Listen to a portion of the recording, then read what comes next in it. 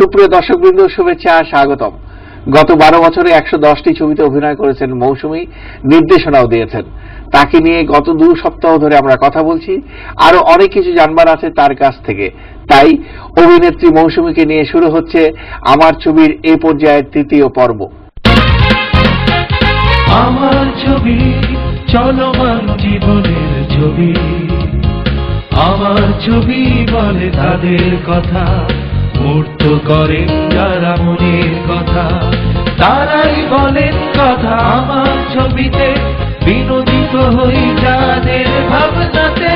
প্রিয় মুখ, প্রিয় ছবি, তাই নিয়ে আমার ছবি।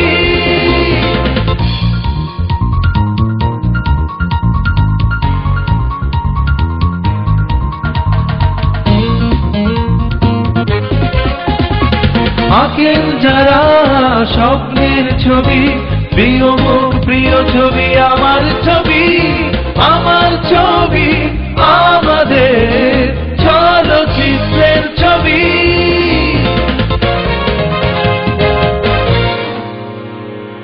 2002 মুক্তি পেল নার্গিস আক্তার পরিচালিত মেঘলা আকাশ ছবিটি। এই ছবিতে একটি ভিন্নধর্মী চরিত্র অভিনয়ের জন্য জাতীয় চলচ্চিত্র পুরস্কারে বিচারক মণ্ডলীর বিবেচনায় শ্রেষ্ঠ অভিনেত্রীর পুরস্কার পেলেন আপনি। জাতীয় চলচ্চিত্র পুরস্কার আসলে একটু একটু করেই হয় সবকিছু। আমার স্বপ্নই ছিল, স্বপ্নটাকে আস্তে আস্তে বাস্তবায়ন হতে সময় লাগছিল এবং পরিচালক নার্গিস আক্তার, তার যত্ন, সহযোগিতা, সবকিছু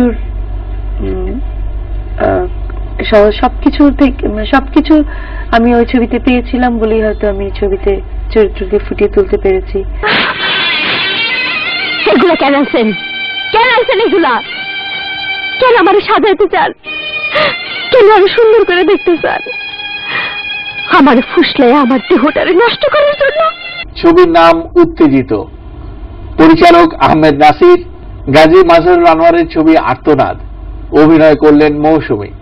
2002 সাল কাজী হায়াতের আরো একটি আলোচিত ছবি, ছবির নাম ইতিহাস।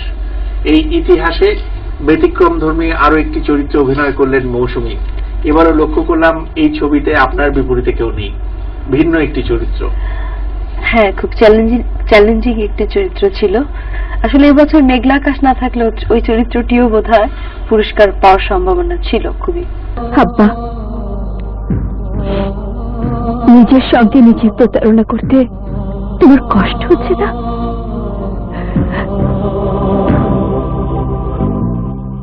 ছবির নাম লাল দরিয়া। তৈরি করলেন এফআই মানিক। এফআই মানিকের আরো একটি ছবি স্ত্রীর মর্যাদা। অভিনয় করলেন মৌসুমী। বাদল খন্দকারের ছবি আবার একটি যুদ্ধ। এই যুদ্ধে অংশ নিলেন মৌসুমী। আবার একটি যুদ্ধ শুরু করতে হবে।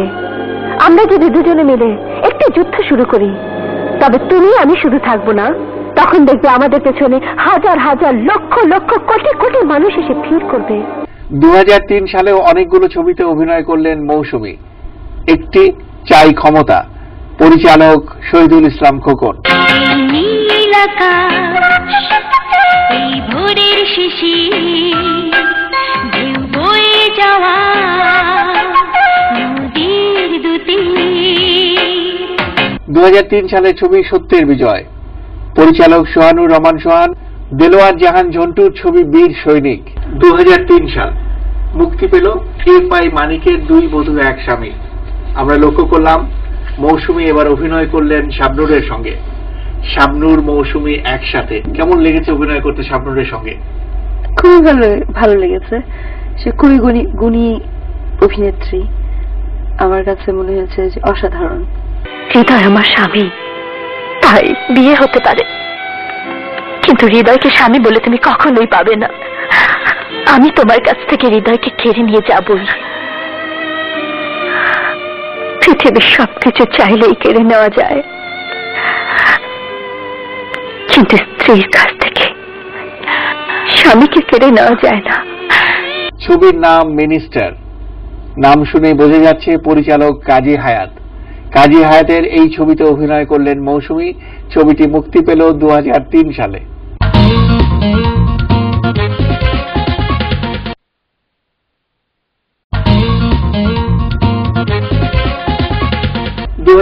সাল আবার একটি ভিন্ন শিরোনামে এলেন মৌসুমী, পরিচালক মৌসুমী। অভিনেত্রী মৌসুমী, গায়িকা মৌসুমী, এবার পরিচালক মৌসুমী।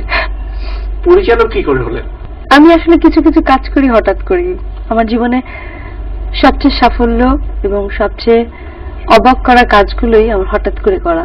সাগর ভাই হুট করে বললো যেরকম, আপনি তো আমাদের ছবি করছেন। তাই বললাম যে কি ছবি করছি? আমি ভাবলাম অভিনয়, যে আপনি আমাদের ডিরেক্টর। অবাক হয়ে গেলাম। আমিও এমন ভাবে হলো যে সাগর ভাই বোধহয় আমাকে সরাসরি বললেন যে আপনি করবেন বা অফার দিল, আমিও বোধহয় বললাম, এরকম কিছুই হয়নি। কখনো মেঘ কখনো বৃষ্টি আপনার প্রথম পরিচালিত ছবি, প্রথম দিনের শুটিং এর কথা আপনি বলুন। খুব আপসেট ছিলাম আমি। আমার ইচ্ছা ছিল রাজ্জাক আঙ্কেলের উপর আমার ক্যামেরা আমি ওপেন করব, দেন ফেরদৌস আর আমার শট থাকবে। ওই দিন কেন যেন মানে দুর্ভাগ্যক্রমেই বলবো যে লাইট, সূর্যর আলো খুব সমস্যা ছিল। তখন হলো কি আমরা বাইরে একটা বসে থাকতে হবে এতক্ষণ, জেনারেটর আনতেও অনেক লেট হবে। তো ডিসিশন হলো যে বাইরের যে শটগুলো আছে মঞ্চের বাইরে, সেই শটগুলো আমরা নিব। এবং অনেক লোকজন সহ অ্যারেঞ্জমেন্ট ছিল আমাদের, শুটিং না করে উপায় ছিল না। রাজ্জাক আঙ্কেলের শট নিতে পারলাম না। ফার্স্ট শট ফেরদৌস এবং আমারই হলো। এই বৈশাখে লেখা প্রেমের চিঠি নির্জনে পড়ে নিও, জ্যৈষ্ঠের কোনো গরম দুপুরে তারে উত্তর দিও। এই বৈশাখে লেখা প্রেমের চিঠি নির্জনে পড়ে নিও। পরিচালক মৌসুমী, অভিনেতা রাজ্জাক, সেদিন কেমন লাগছিল? অবশ্যই অদ্ভুত এবং স্মরণীয় একটি দিন আমার। তবে আমি হয়তো সাহস পেতাম না রাজ্জাক আঙ্কেলকে বলার জন্য যে আমি একটা ছবি বানাচ্ছি, আপনি আমার ছবিতে অভিনয় করেন। এটা সম্পূর্ণ সম্ভব হয়েছে, এই সাহসটা আমি পেয়েছি আমার গল্পের রাইটার, কথাশিল্পী রাবেয়া খাতুনের উৎসাহ, সাহস সবকিছু আমাকে এতটুকু সাহসী করেছে। আমি রাজ্জাক সাহেবকে বলেছি যে আপনি আমার ছবিতে এই চরিত্র অভিনয় করছেন এবং ক্যামেরা অ্যাকশন কাট। এটা অবশ্যই ছবির এই রাজ্জাক সাহেব এবং আমি দারুণ ভাবে ভক্ত ববিতা ম্যাডামের। তো তাদের দুজনকে নিয়ে আমি কাজ করতে পেরেছি। আমার জীবনে আর কাউকে নিয়ে কাজ করতে না পারলেও আমার কোনো দুঃখ নেই। মমতা, এগুলো শুধু পুতুল, আর কিচ্ছু না, আর কিচ্ছু না। ওরা শুধু পুতুল, ওরা তোমার প্রেরণা। 2004 সাল আমাদের চলচ্চিত্রে যখন চরম নৈরাজ্য চলছিল, ঠিক সেই সময় আশার আলো হিসেবে দেখা দিল একটি নাম, খায়রুন সুন্দরী। একে সোহেলের পরিচালনায় এই ছবিটিতে অভিনয় করলেন মৌসুমী। এরকম বাণিজ্য সফল ছবি গত কয়েক বছরের মধ্যে আমরা আর পাইনি। খায়রুন সুন্দরীতে কি ছিল, কেন এতটা হিট করলো, কেন লোকের মুখে মুখে খায়রুন সুন্দরী, সে কথাই শুনবো অভিনেত্রী মৌসুমীর কাছ থেকে। আমার কাছে গল্প শুনে মনে হয়েছে এটা অসাধারণ একটি কমার্শিয়াল পয়েন্ট অফ ভিউতে একটি সোশ্যাল ছবি বলতে আমরা যা বুঝি, গ্রামীণ পটভূমিকায় সত্য কাহিনী নিয়ে বানানো। আমার কাছে মনে হচ্ছে এটা খুব এফেক্টিভ হতে পারে। তো সেটা খুব এনজয় করি যে খায়রুন সুন্দরীর মতো কাহিনীকে দর্শক এত গ্রহণ করেছে। এরকম একটা সময়, আপনি ঠিকই বলেছেন যে সময়টা ফিল্মের জন্য সবচেয়ে খারাপ একটি সময় গেছে এবং এখনো বলবো যাচ্ছে। সেই সময় এই ধরনের কিছু গল্প যখন ভালো ব্যবসা করছে বা ভালো ভাবে দর্শক গ্রহণ করছে, তখন বলতে হবে আমাদের দর্শক চায় এই ধরনের ছবি হোক, তারা দেখবে। কিন্তু হচ্ছে না কেন, সেটা আসলে আফসোস বা কষ্ট। মনের মানুষ পাইলাম রে বন্ধু এতদিনে, আদর দিয়া সোহাগ দিয়া রাখিব যতনে। মাথায় রাখিয়া বিদায় দিলাম, ভালোই ভালোই থাকিন প্রাণের স্বামী।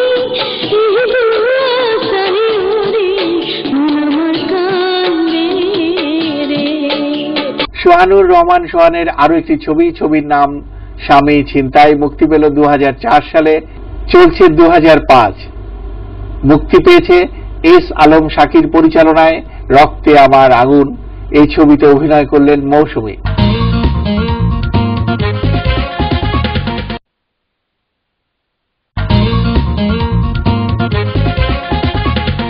2005 অভিনেত্রী মৌসুমীর জন্য, নির্দেশক মৌসুমীর জন্য একটি উল্লেখযোগ্য বছর। মুক্তি পাচ্ছে কাজী নজরুল ইসলামের মেহেরনিগার, পরিচালনা করলেন মৌসুমী এবং গুলজার। কাজী নজরুল ইসলামের গল্প বেছে নেওয়ার কারণ কি? একজন পরিচালক তার জীবনে যদি সব ছবির মাঝখানে একটা ছবি কাজী নজরুল বা রবীন্দ্রনাথের গল্প নিয়ে করার সুযোগ পায়, তাহলে সে সারা জীবনে বলতে পারবে যে আমি একটা ছবি করেছিলাম। আমি মেহেরনিগার।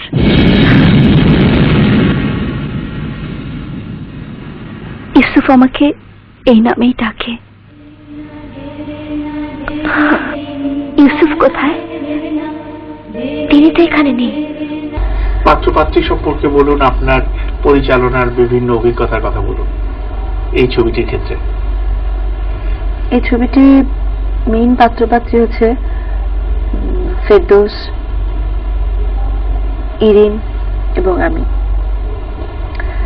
এছাড়া মা এবং দাইমার চরিত্রে দুজন মহিলা অভিনেত্রী আছেন। একজন আছেন রিনা খান এবং দাইমার চরিত্রে আছেন রেহানা জলি। খুবই গুরুত্বপূর্ণ দুটি চরিত্র। আর পুরুষ চরিত্রে আছে দুজন জমিদার, একজন সাত্রু ভাই আর একজন হচ্ছে নাদের খান। এছাড়া গুরুত্বপূর্ণ একটি চরিত্র করেছেন উস্তাদ উমর আলী খার চরিত্র, যে ফেরদৌসকে দীক্ষা দেয়, গান শেখায়, আদর ভালোবাসা দেয়। সেই চরিত্রটি করেছেন প্রবীণ মিত্র। চিত্রগ্রহণে আছেন আমাদের দেশেরই জাতীয় চলচ্চিত্র পুরস্কার প্রাপ্ত AR জাহাঙ্গীর। আমার প্রথম কিয়ামত থেকে কিয়ামত ছবিতে উনি ক্যামেরাম্যান ছিলেন, উনি কাজ করেছেন এই ছবিতে। আমার উস্তাদ পর্যায়ের লোক। সুরকার হিসেবে আমি দুজনকে বাছাই করেছি। আহমেদ ইমতিয়াজ বুলবুল, যার কিনা নজরুলের উপরে অসম্ভব দখল আছে। হলুদ গাঁদার ফুল, রাঙা পলাশ ফুল, হলুদ গাঁদার ফুল, রাঙা পলাশ ফুল, এনে দে নইলে বাঁধবো না চুপ। এবং পাশাপাশি আমি মিউজিকে কিছু মডার্ন টেকনিকও আনতে চেয়েছি ব্যাকগ্রাউন্ড মিউজিকে, রোমান্টিক গানের ভেতরে। সেজন্য আমি পছন্দ করেছি এই জেনারেশনের মানে সুপারস্টার মিউজিক ডিরেক্টর বলতে সবচেয়ে মেধাবী ইমন শাহকে। যেন মধু জাগে হিয়াতে, চাহি যেন সেই মধু কোন চাঁদে পিয়াতে। পরিচালক মৌসুমী মেহেরনিগারের অভিনয় কতটা আদায় করে নিতে পেরেছেন? এটা আসলে কিছু কিছু জায়গায় পারিনি। আমি পরিচালক মৌসুমী এত ব্যস্ত থেকেছি যে বা আমার অভিনেত্রী মৌসুমীর দিকে আমি খেয়াল করতেই পারিনি, সময় দিতে পারিনি। আসলে একটা শিল্পীকে কিছুক্ষণ সময় দিতে হয় তাকে তৈরি হওয়ার জন্য, তার এক্সপ্রেশন আসার জন্য, তার ফিলিংসটাকে গ্রো করার জন্য। সেই সময় আমি দিতে পারিনি তাকে। এটা অযত্ন এবং অবহেলাই বলবো। তোমার বাঁশি যে জাদু জানে, আর ওই জাদুটা নেই। আমি সব ভুল এখানে ছুটে এসেছি। জাদু নয় মেহেরনিগার, প্রেম। তুমি এখানে প্রেমের টানে এসেছো। শিল্পী মৌসুমীর দিকে খুব বেশি নজর দেয়নি, চিন্তা করেছি, গবেষণা করেছি, টোটালটাই সবসময় পরিচালকের পয়েন্ট অফ ভিউ থেকে। আমার কাছে মনে হচ্ছে আমি ইম্পর্ট্যান্ট একটা কাজ করছি, খুব কঠিন একটা কাজ করছি। এক্ষেত্রে শুধু শিল্পী হিসেবে যদি আমার চরিত্র নিয়ে আমি ভাবতে থাকি, আমার মেকআপ গেটআপ নিয়ে সারাক্ষণ ভাবতে থাকি, তাহলে বাকি চরিত্রগুলো আমার মার খাবে, বাকি অন্য নির্দেশনার কাজগুলো মার খাবে। সেজন্য দেখা গেছে শিল্পী মৌসুমীর দিকে আমি খেয়াল করতে পারিনি, পরিচালক মৌসুমীকেই বেশি প্রাধান্য দিতে হয়েছে।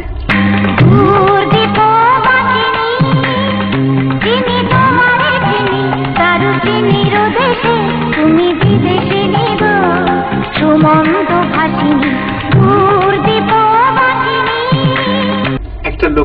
মতো বিষয় যে দুটি ছবি আপনি ইমপ্রেস টেলিফিল্মের ব্যানারে করলেন, অন্য কোনো প্রতিষ্ঠান থেকে করার কোনো ইচ্ছে আছে কি? আমার কিছু ব্যাপার আছে, হয়তো আমি শিল্পী বলেই হয়তো বা আমি হুটহাট করেই কিছু করি, আবার অনেক কিছু আছে যে আমি আমার মতো করে করতে চাই। একজন কমার্শিয়াল ব্যবসায়ী বা প্রডিউসারের পয়েন্ট অফ ভিউ থেকে আমার সব আচরণ, আমার সব ইচ্ছে, এগুলো কখনোই তাদের ভালো লাগে না, ভালো লাগবেও না। ইমপ্রেস এগুলোকে ওভারলুক করে, এই জন্য ইমপ্রেস চাই সবসময় অন্য কিছু করতে। কেন ইমপ্রেস আমাকে কেন ছবির অফার দেবে? এই নাও 2000 স্বর্ণ মুদ্রা। এই নাও 2200 স্বর্ণ মুদ্রা।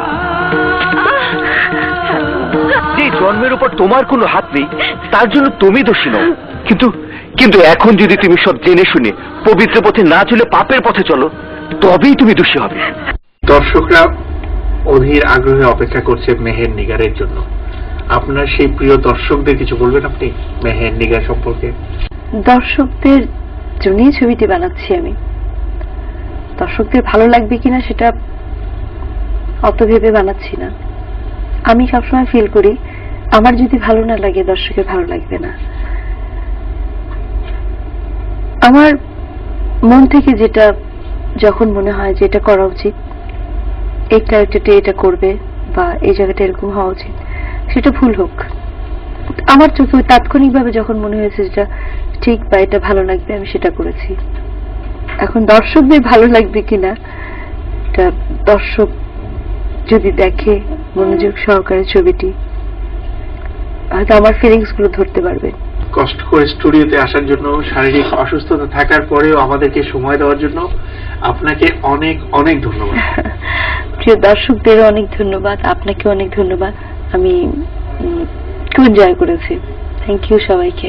1993 সাল থেকে 2005 প্রথম ছবি কেয়ামত থেকে কেয়ামত, সর্বশেষ ছবি মেহের নিগার। 12 বছরে 110টি ছবিতে অভিনয় করেছেন, গান গেয়েছেন, ছবির জন্য চলচ্চিত্র নির্দেশনাও দিয়েছেন। সামাজিক দায়িত্ব পালনেও তিনি রেখে চলেছেন সক্রিয় ভূমিকা। আমরা শিল্পী মৌসুমী, পরিচালক মৌসুমীর উত্তরোত্তর সাফল্য কামনা করছি। প্রিয় এমন রাত যেন যায় না বৃথায়, প্রিয় এমন রাত যেন যায় না বৃথায়, পরিচাপা রঙের শাড়ি খয়েরি টিপ জাগি বাতায়নে জালি আঁখি প্রদীপ, মালা চন্দন দিয়ে মোর কালা সাজায়, মালা চন্দন দিয়ে মোর কালা সাজায়, যেন যায় না